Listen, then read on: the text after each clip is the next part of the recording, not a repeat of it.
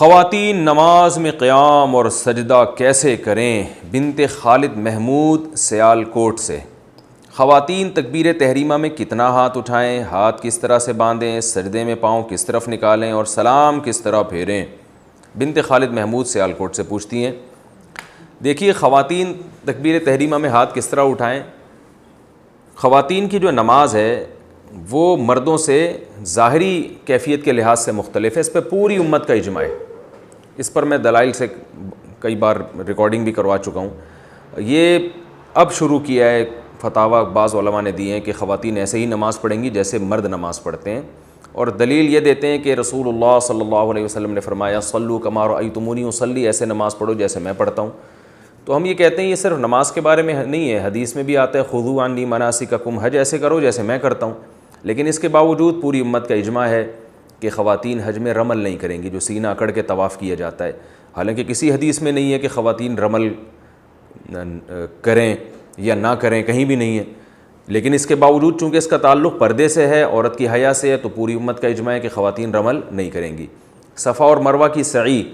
نبی صلی اللہ علیہ وسلم نے تو صفا اور مروہ کی سعی دوڑ کر کی ہے، کہیں بھی نہیں ہے حدیث میں کہ آپ صلی اللہ علیہ وسلم نے عورت کو دوڑنے سے منع کیا ہو۔ لیکن اب اس کے باوجود تمام امت کے علماء، جس میں ہمارے اہل حدیث علماء بھی شامل ہیں، وہ سب عورت کو صفا اور مروہ میں دوڑنے سے منع کرتے ہیں۔ حالانکہ ہمارے پاس نبی صلی اللہ علیہ وسلم کا اس بارے میں کوئی بھی قول موجود نہیں ہے، لیکن پوری امت نے اجماع کیوں کیا کہ بھئی عورت کا تعلق حیا سے ہے اور عبادت میں حیا کا عنصر جھلکنا چاہیے۔ اسی وجہ سے پوری امت آج تک اس پر اتفاق رہا ہے کہ عورت دوڑے گی نہیں۔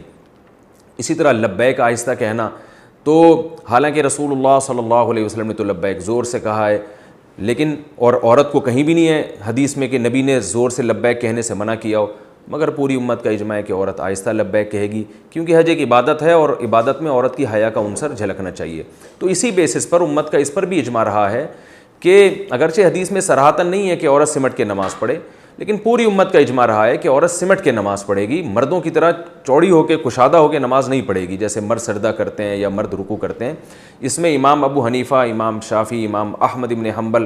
امام احمد بن حنبل تو امام بخاری کے استاذ ہیں، حدیث کے بہت بڑے عالم ہیں، وہ تو یہاں تک بھی کہتے ہیں کہ عورت نماز میں تکبیر تحریمہ والا رفع الیدین ہی نہیں کرے گی تاکہ ہاتھ اٹھانا ہی نہ پڑے اس کو۔ تو اور امام شافعی سے بھی یہی منقول ہے کہ سمٹ کے نماز پڑھے گی۔ تو چاروں ائمہ سے منقول ہے،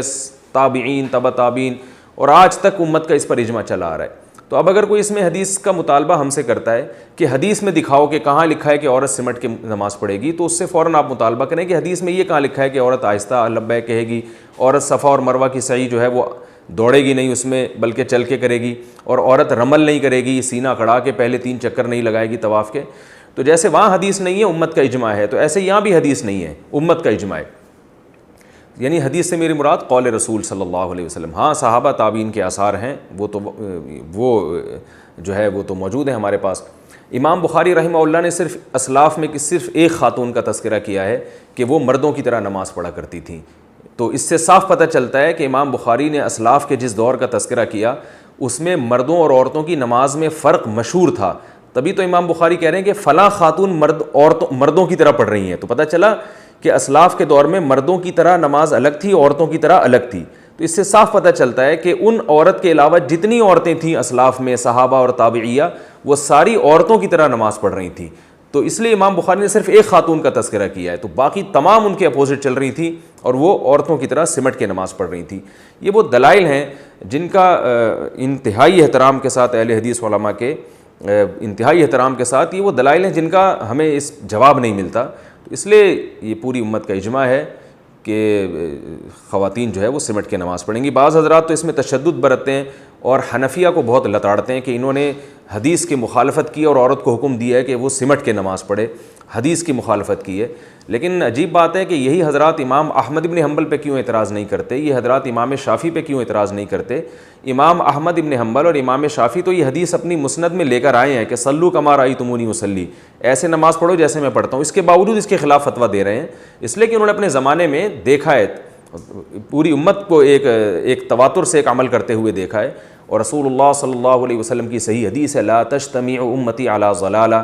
میری امت گمراہی پہ جمع نہیں ہوگی۔ یہاں تک کہ جو اہل حدیث حضرات ہندوستان میں 150 سال پرانے جو فتاویٰ ہمیں ملتے ہیں اس میں اہل حدیث کی کتابوں میں بھی یہی لکھا ہوا ہے کہ عورتیں سمٹ کے نماز پڑھیں گی۔ تو یہ اس دور میں ایک میں سمجھتا ہوں کہ ایک نیا فتویٰ ہے جو چل پڑا۔ غلطی ہر انسان سے ہوتی ہے،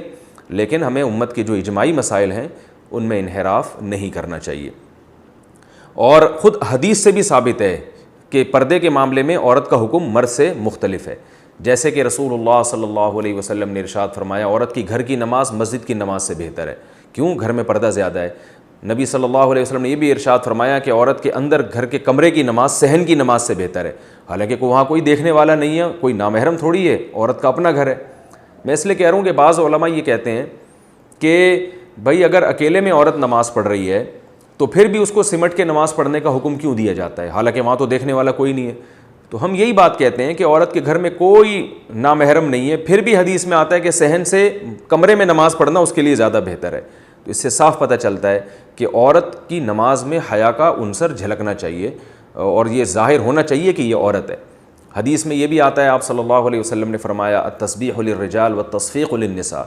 امام سے اگر نماز میں غلطی ہو جائے تو مرد اللہ اکبر یا مرد سبحان اللہ کہہ کے غلطی پہ تنبیہ کرے گا، لیکن عورت کو آواز نکالنے کی اجازت نہیں ہے۔ حالانکہ نارملی عورت کی آواز کا پردہ نہیں ہے، وہ ضرورت کے وقت بول سکتی ہے، لیکن نماز میں اس کو بولنے پر بھی پابندی لگا دی کہ وہ دائیں ہاتھ بائیں ہاتھ کی ہتھیلی پر رکھ کر ایسے تالی مارے گی جس سے امام کو پتہ چلے گا کہ وہ غلطی کر رہا ہے۔ تو پتہ چلا نماز کے باہر کے حکام الگ ہیں، نماز کے اندر کے حکام الگ ہیں۔ اسی طرح اور بھی ہمیں اس بارے میں روایات ملتی ہیں۔ حضرت عائشہ رضی اللہ تعالی عنہا نے جب عورتوں کی امامت کی تو بالکل صف کے بیچ میں کھڑے ہو کر نماز پڑھائی ہے، حالانکہ امام تو آگے کھڑا ہوتا ہے، عورت کی امام جو ہے نا وہ تو آگے کھڑا ہوتا ہے، لیکن حضرت عائشہ بیچ میں کھڑی ہوئی ہیں تاکہ امام جو ہے وہ ظاہر نہ ہو۔ تو یہاں دیکھیں کس قدر حیا کا خیال رکھا ہے کہ نماز میں عورت کا عورت پن جھلکنا چاہیے۔ اسی طرح ہم دیکھتے ہیں کہ نماز میں عورت مردوں کی امامت نہیں کر سکتی، آگے نہیں کھڑی ہو سکتی۔ بیٹا ماں کو نماز پڑھا سکتا ہے، ماں بیٹے کو نماز نہیں پڑھا سکتی، حالانکہ ماں کا درجہ تو بیٹے سے زیادہ ہے۔ اس کے باوجود ماں جو ہے وہ نماز میں پیچھے کھڑی ہوگی، بیٹا آگے کھڑے ہوگا۔ تو اس میں اللہ تعالیٰ نے جو ہے نا ایک نماز میں مرد اور عورت میں ایک بڑا فرق رکھا ہے کہ ان کا یہ فرق نماز کے اندر جھلکنا چاہیے۔ تو یہ وہ تمام احادیث ہیں اور روایات ہیں جن سے تمام فقہاء نے استدلال کیا ہے کہ بھئی اس سے صاف پتہ چلتا ہے کہ عورت اور مرد کی نماز کی جو ظاہری کیفیت ہے اس میں بہت زیادہ فرق ہے، وہ فرق جھلکنا چاہیے نماز کے اندر، اور یہ تواتر سے اجماعی مسئلہ چلا آ رہا ہے۔ تو اب لوگ حدیث کا مطالبہ کرتے ہیں، تو جو مطالبہ کریں آپ ان سے مطالبہ کر لیں کہ صفا اور مروہ میں جو ہے عورت دوڑے گی نہیں، حدیث دکھاؤ کہاں ہے۔ تو امت کے اجماعی مسائل اس طرح سے توڑ موڑ کر حدیث کا لیبل لگا کے اگر ہم نے تبدیل کرنا شروع کر دیے تو ہمارے تو دین کا بیڑا غرق ہو جائے گا بالکل۔ تو اس لیے انہی فقہا پر اعتماد کرنا چاہیے جو ہم سے پہلے محقق گزر چکے ہیں۔ زیادہ ہے پرانے لوگوں کی جو تحقیقات ہیں وہ تحقیقات للہیت کی بیس پر ہوتی تھیں، آج نفس پرستی کا دور ہے۔ تو اس لیے میں پھر بھی ان اہل حدیث علماء پر ہرگز طنز نہیں کر رہا کہ جو اور کہتے ہیں کہ عورتیں جو ہیں مردوں کی طرح نماز پڑھیں گی، میں ان کی نیت پہ شبہ نہیں کر رہا، لیکن میں یہ کہہ رہا ہوں کہ بعض لوگ ایسے بھی ہو سکتے ہیں کہ جن کا مقصد اپنی دکان چلانا ہو اور وہ قرآن و سنت کا لیبل لگا رہے ہوں، باقی سب ایسے نہیں ہوتے۔ بعض لوگ کی تحقیق ہی ہوتی ہے، وہ سمجھتے ہیں کہ قرآن و سنت کی روشنی میں یہی برحق ہے، تو ہم یہ سمجھتے ہیں کہ جن کی یہ تحقیق ہے اور وہ اللہ کے خوف سے اور اللہ اس کے سامنے جواب دہی یعنی ان کے سامنے ہے، اس کے باوجود انہوں نے یہ فتویٰ دیا، تو پھر ہم سمجھتے ہیں ان سے یہ اجتہادی غلطی ہوئی ہے، اور اجتہادی غلطی پر بھی اللہ تعالیٰ نے اجر رکھا ہے۔ لیکن ہم عوام کو یہی کہتے ہیں کہ جو مجتہدین پہلے گزر چکے ہیں، ابو حنیفہ، مالک، شافعی اور احمد بن حنبل، جن کو پوری امت محقق مانتی ہے، ان کی ریسرچ کو آپ فالو کریں، یہ آپ کے لیے زیادہ بہتر ہے۔ ہاں، تو اب جو بات یہ کہ اصل تو یہ کہ عورت سمٹ کے نماز پڑھے گی۔ اب سمٹنے کی کیفیات کیا ہوں گی، ان میں فقہا کا اختلاف ہے۔ یہ میں اس لیے کہہ رہا ہوں کہ بعض لوگ کہتے ہیں کہ یہ کون سی حدیث میں لکھا ہے کہ عورت سینے پہ ہاتھ باندھے گی، یہ کون سی حدیث میں آتا ہے کہ عورت سجدے میں دائیں طرف پاؤں نکال کے بیٹھے گی، یہ کون سی حدیث میں آتا ہے کہ تشہد میں عورت دائیں طرف پاؤں نکالے گی یا بائیں طرف پاؤں نکالے گی، یہ کون سی حدیث میں آتا ہے کہ عورت رفع الیدین میں کندھوں تک ہاتھ اٹھائے گی اور مرد جو ہے نا وہ کانوں تک ہاتھ اٹھائیں گے۔ تو بھائی اب ہر چیز پہ الگ سے حدیث کا مطالبہ کرنا یہ غلط ہے، اس لیے کہ جب سمٹنا ثابت ہو گیا اجماع امت سے، اور اجماع کا حجت ہونا وہ حدیث ہی سے ثابت ہے کہ نبی صلی اللہ علیہ وسلم فرما چکے کہ میری امت گمراہی پہ جمع نہیں ہو سکتی، تو اب وہ کیفیات مبہم ہے، احادیث میں ان کا صراحتاً تذکرہ نہیں ملتا، لہذا اس میں فقہا کی رائے ہیں مختلف، تو آپ جس فقیہ کی رائے کو فالو کریں وہ آپ کے لیے بہتر ہے۔ تو امام ابو حنیفہ کے جو فقہ ہے اس کے مطابق جو ہے، کیونکہ کندھوں تک ہاتھ اٹھانے میں جو ہے وہ یعنی اس میں عورت زیادہ کھل جاتی ہے، تو اس لیے انہوں نے کہا کہ کانوں تک ہاتھ اٹھانے میں، تو اس لیے انہوں نے کہا کہ صرف کندھوں تک ہاتھ اٹھائے جائیں. اور جب وہ تحیات میں بیٹھیں گی تو اپنے دونوں پاؤں دائیں طرف نکال کے اس طرح سے زمین پہ بیٹھیں، اور سجدہ جب وہ کریں گی تو دونوں پاؤں جو ہے دونوں بازو بچھا لیے جائیں اور پاؤں کو دائیں طرف نکالا جائے، پورے جسم کو زمین پہ بچھا لیا جائے. اس سے یہ بھی پتہ چلتا ہے کہ وہ جو حدیث میں آتا ہے کہ تم میں سے کوئی جو ہے وہ کتے کی طرح سجدہ نہ کرے، تو اس سے مراد مرد ہیں، اس میں خطاب رسول اللہ صلی اللہ علیہ وسلم کا مردوں کو ہے، اس لیے کہ مرد کا اس طرح سے اٹھ کے زمین پہ سمٹ کے سجدہ کرنا یہ سستی اور کاہلی کی علامت ہے، اس لیے آپ صلی اللہ علیہ وسلم نے اس کو پسند نہیں کیا. لیکن عورت کا اس طرح سے سمٹ کے سجدہ کرنا یہ سستی کی نہیں بلکہ اس کی حیا کی علامت ہے. عورت کا اپنے سرین جو ہے وہ کولے جو ہے وہ سردے میں اٹھانا اوپر کی طرف، یہ حیا کے بہرحال خلاف ہے. بعض حضرات نے یہ کہا ہے کہ عبداللہ بن عمر رضی اللہ تعالی عنہ نے سے روایت ہے کہ عورتیں آہستہ لبیک کہیں گی، لہذا ہم اس روایت کی وجہ سے عورتوں کو آہستہ لبیک کہنے کا کہتے ہیں، اور عبداللہ بن عمر سے ایسی کوئی روایت نہیں ہے کہ وہ عورت سمٹ کے سجدہ کرے گی. تو یہ یاد رکھیں عبداللہ بن عمر کی جو روایت جو بھی پیش کرے تو یہ ابن جریج مشہور مدلس ہے، ان کی مدلس روایت ہے، لہذا یہ روایت ضعیف ہے. پہلی بات تو یہ. دوسری بات یہ کہ اگر آپ قول رسول نہیں پیش کر سکتے تو پھر اسلاف کے اقوال تو ہمارے پاس بھی ہیں جس میں عورت کو سمٹ کے سجدہ کرنے کا حکم دیا گیا ہے، جیسے ابراہیم نخعی رحمہ اللہ تعالیٰ. اچھا، ابراہیم نخعی رحمہ اللہ سے ایک روایت یہ بھی ہے کہ عورت اور مرد کی نماز میں کوئی فرق نہیں ہے، اور ایک روایت یہ بھی ہے کہ عورت نماز میں سمٹے گی. تو بعض لوگ ان کی دوسری روایت پیش کرتے ہیں کہ ابراہیم نخعی جیسے جلیل القدر تابعی جن کا امام بخاری بھی بڑا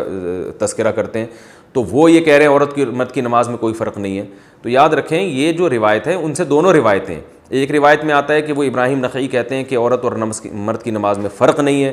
ایک میں آتا ہے کہ فرق ہے. تو صاف پتہ چلتا ہے کہ اس روایت کا مطلب کچھ اور ہے، اس کا مطلب کچھ اور ہے. تو عورت اور مرد کی نماز میں فرق نہیں ہے رکعتوں کے لحاظ سے، قرات کے لحاظ سے، تسبیحات کے لحاظ سے. جو مرد نے پڑھنا ہے وہی عورت نے پڑھنا ہے، جتنی رکعتیں اس نے پڑھنی ہے اتنی اس نے پڑھنی ہے، اس لحاظ سے کوئی فرق نہیں ہے. اور دوسری جو ابراہیم نخعی سے روایت ہے جس میں آتا ہے کہ فرق ہے، اس سے مراد ہے کہ ظاہری کیفیت کے لحاظ سے فرق ہے. میں اس لیے کہہ رہا ہوں ایسا نہ ہو کوئی ابراہیم نخعی سے وہ روایت پیش کر کے آپ اس سے متاثر ہوں اور کہیں کہ اچھا بھئی یہ تو ہمیں ان سے بھی ایک اسلاف کا قول مل گیا. تو ایسا نہیں ہے، اس قول کی کیا حقیقت ہے وہ میں نے آپ کو بتا دی.